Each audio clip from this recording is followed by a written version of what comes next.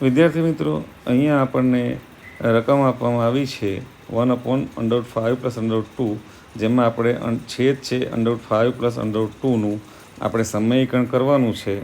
તો એ સમયીકરણ કરવા માટે સર્વપ્રથમ આપણે અહીંયા આગળ જે આપણને આપ્યા છે 1/√5 + √2ને એ જ પ્રમાણે લખી કાઢ્યું. હવે અહીંયા આગળ છેદને સમય બનાવવા માટે આપણે સમયકારક અવયવ લઈશું. તો સમયકારક અવયવ જે છેદ છે એના પરથી જ લેવાનો છે. એટલે √5ની જગ્યાએ √5 જ લીધા. અહીંયા પ્લસ છે એની જગ્યાએ આપણે માઇનસ લઈશું અને -√2 થશે. એટલે અહીંયા ખાલી નિશાની, અહીંયા જે છેદ આપણને આપ્યો છે, આ જે છેદ આપ્યો છે એમાં ખાલી નિશાની પ્લસ છે તો અહીંયા માઇનસ કરવાની છે. એટલે આપણું સમયકારક અવયવ થઈ જશે. તો હવે જે સમયકારક અવયવથી આપણે છેદને તો ગુણ્યા, પણ એ જ સમયકારક અવયવથી આપણે અંશને પણ ગુણવા પડે. તો હવે વિદ્યાર્થી મિત્રો, અંશને અને છેદને બંનેને આપણે √5 - √2 વડે ગુણ્યા. હવે નેક્સ્ટ સ્ટેપની અંદર વિદ્યાર્થી મિત્રો, અંશનો ગુણાકાર અને છેદનો ગુણાકાર થશે. તો 1 ગુણ્યા √5 - √2 એનો જવાબ આવશે √5 - √2. અને છેદમાં તો જુઓ, અહીંયા આગળ આપણે √5ને a કહીએ અને √2ને આપણે b કહીએ તો a + b થશે અને અહીંયા a - b થશે.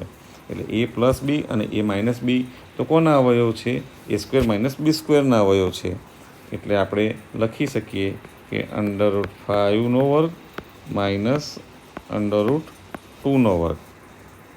હવે વિદ્યાર્થી મિત્રો, અંશમાં તો √5 - √2 જ રહેશે.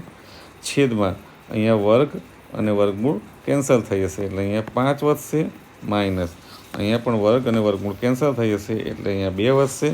એટલે ફાઇનલી આપણને જવાબ મળશે √5 - √2 / 5માંથી 2 બાદ કરીશું તો આપણને 3 જવાબ મળશે. અને 3 જે મળ્યા એ સમય સંખ્યા છે. એટલે આપણા છેદનું સમયીકરણ થઈ ગયું છે.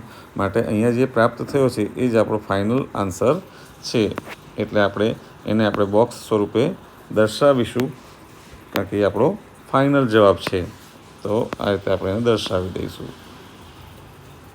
હવે વિદ્યાર્થી મિત્રો, આગળ આપણને એક બીજો પણ દાખલો આપ્યો છે 4 નંબરનો. તો એ 4 નંબરના દાખલાને પણ આપણે ગણીશું અહીંયા આગળ. તો 4 નંબરના દાખલાની આપણને રકમ જે આપી છે એ છે 1/√7 - 2 છે. તો વિદ્યાર્થી મિત્રો, અહીંયા પણ જે આ છેદ આપ્યો છે એ અસમય છે અને એને આપણે સમયકારક અવયવ વડે ગુણીને એનું સમયીકરણ કરવાનું છે. તો એના માટે આપણે સર્વપ્રથમ આપણને જે રકમ આપી છે એ પહેલાં લખી કાઢીએ, √7 - 2. હવે આપણે એનું સમયકારક અવયવ બનાવીશું આ રીતે.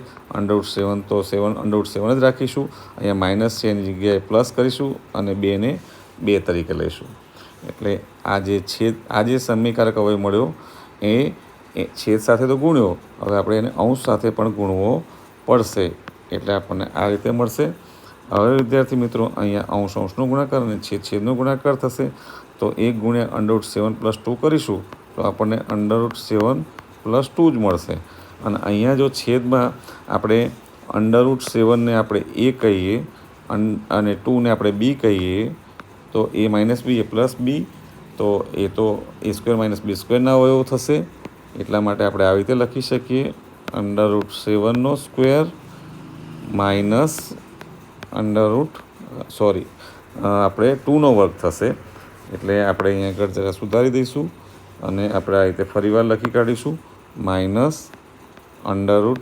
ફરીવાર આપણે એને પૂછી કાઢીએ અને હવે આપણે એને લખી દઈએ 2². therefore વિદ્યાર્થી મિત્રો, અહીંયા આપણને મળશે અંશમાં √7 + 2.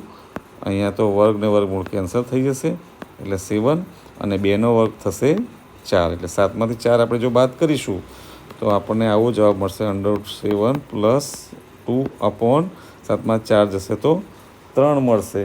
એટલે આપણો ફાઇનલ જવાબ છેદમાં જે 3 છે એ સમય સંખ્યા હોવાથી આપણા છેદનું સમયીકરણ થઈ ગયું છે. એટલે આ આપણો મળ્યો છે એ આપણો ફાઇનલ જવાબ છે.